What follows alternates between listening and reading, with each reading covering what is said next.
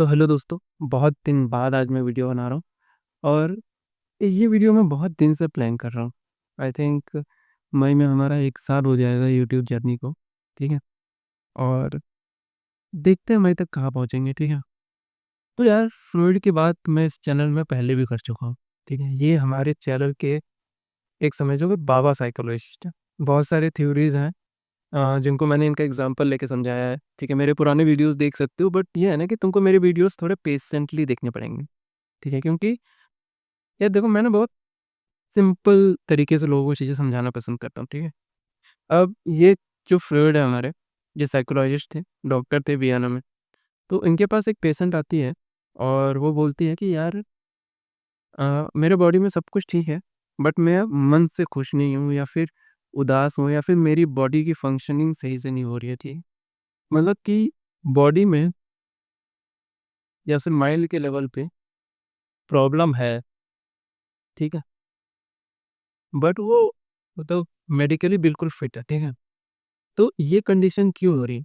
और ऐसी कंडीशन कई लोगों को होती है जो कि शायद मानसिक रूप पे मतलब जिनको लगता है कि वो फिज़िकली बिल्कुल फिट है, ठीक है? कोई दिक्कत नहीं है, सब कुछ ठीक है, शायद किसी भी टाइप का स्ट्रेस नहीं है बट वो माइंड के लेवल पे खुश नहीं है या फिर कुछ ना कुछ जैसे आप बीमार होते हो तो आपका माइंड ठीक नहीं होता है। सेम ऐसी कंडीशन आती है कि शायद सब कुछ सही चल रहा हो लेकिन आप खुश नहीं हो, ठीक है? तो फ्रॉइड की एक बहुत अच्छा मतलब साइकोलॉजिकल कॉन्सेप्ट है जिससे आप ना इस चीज़ को बेहतर तरीके से समझ सकते हो। तो यार फ्रॉइड की जो है ना वो आइसबर्ग मॉडल करके एक थ्योरी थी। अब बात आती है कि ये इस थ्योरी की ज़रूरत क्यों पड़ी या फिर ऐसी थ्योरी उन्होंने क्यों दी? तो यार फ्रॉइड के बारे में ना थोड़ी-सी बात करते हैं कि वो आखिर बताना क्या चाहते थे? वो किस बात पे रिसर्च करते थे? वो किन-किन चीज़ों पे काम करते थे? सो फ्रॉइड एक साइकोलॉजिस्ट थे और उनका कहना था ना कि तुम्हारे जो सबकॉन्शियस में चीज़ें फीड हो रखी है ना, वो तुम्हारी रियलिटी डिसाइड करती है। तुम्हारा सबकॉन्शियस माइंड बहुत ही ज़्यादा इम्पोर्टेंट रोल प्ले करता है, तुम जो भी हो या फिर तुम जैसे भी चीज़ें सोचते हो या फिर जो भी चीज़ें तुम्हारे साथ होती। तो इनका जो आइसबर्ग मॉडल था, इसके हिसाब से तुम्हारा जो ब्रेन है ना, वो 2 पार्ट्स में डिवाइडेड है। एक कॉन्शियस माइंड और एक सबकॉन्शियस माइंड, ठीक है? अब ध्यान से देखो, जो तुम्हारा सबकॉन्शियस माइंड है ना, उसमें एक पार्ट आता है, उसको आईडी बोला उन्होंने, ठीक है? और तुम्हारे जो कॉन्शियस माइंड है, उसमें 2 पार्ट्स आते हैं, एक ईगो आता है, एक सुपर ईगो आता है, ठीक है? तो एक-एक करके ना इस चीज़ को समझने की कोशिश करो। जो तुम्हारा आईडी है ना, वो तुम्हारे डिज़ायर्स की बात करता है। इंसान है क्या? इंसान एक जानवर है, ठीक है? आइडियली, जैसे सारे जानवर हैं, वैसे इंसान भी है। तो इंसान ना अपनी बेसिक नेसेसिटीज़ को चेज़ करता है, बेसिक नेसेसिटी, ठीक है? तो यार ये जो बेसिक नेसेसिटीज़ है वो है क्या? ठीक है?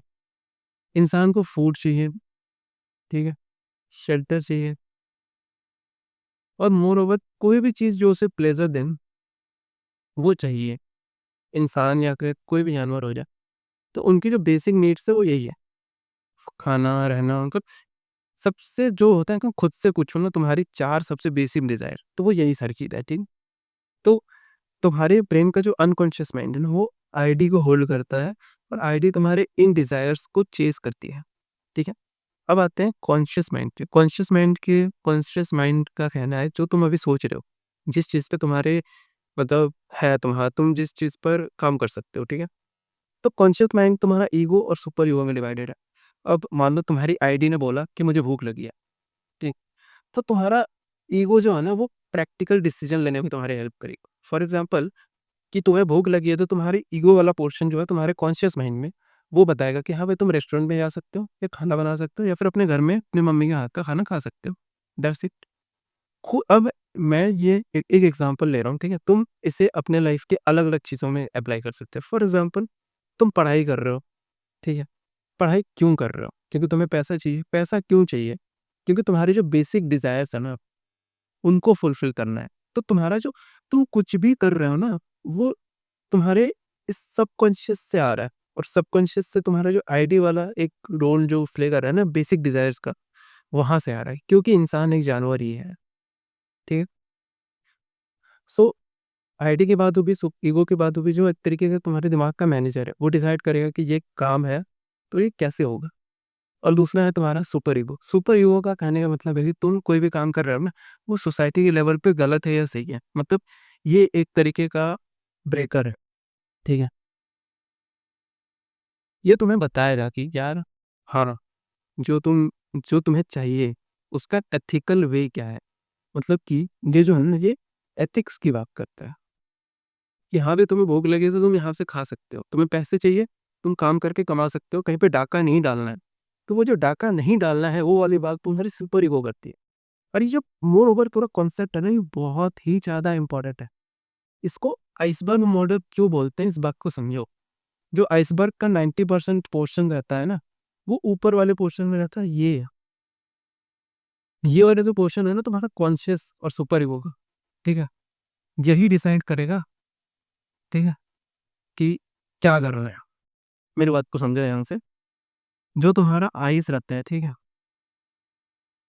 आइसबर्ग, ठीक है, तो उसका जो 90% हिस्सा रहता है ना, वो पानी के अंदर रहता है। वो तुम्हारा सबकॉन्शियस है, ठीक है? और सबकॉन्शियस में कौन बैठा है? सबकॉन्शियस में तुम्हारी आईडी बैठी है, जो क्या लिंक करती है, तुम्हारी डिजायर्स, डीप डिजायर्स, ठीक है, कि तुम एज अ ह्यूमन तुम्हें क्या चाहिए, तुम्हें खाना चाहिए, तुम्हें सेक्स चाहिए, ठीक है? अब ये आईडी दो चीजों से लिंक है। ईगो, ठीक है, जो कि डिसाइड करेगा कि कहाँ से वो चीज़ तुम्हें मिल सकती है, कैसे वो चीज़ फुलफिल हो सकती है।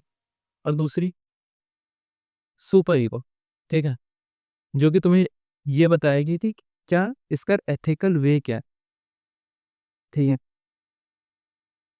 अब मेरी बात समझने की कोशिश करो। तुम्हारी बेसिक डिजायर कुछ है और वो फुलफिल नहीं हो रही है, ठीक? फॉर एग्जाम्पल तुम ही सोच के देखो ना कि शादी का कॉन्सेप्ट क्यों मरा है, ठीक है? क्या जरूरत थी हमें कि यार दो इंसान मिलेंगे, उन्हें आपस में पालना पड़ेगा, ठीक है? इसके पीछे बहुत ही ज़्यादा डीप साइकोलॉजिकल पैटर्न्स है।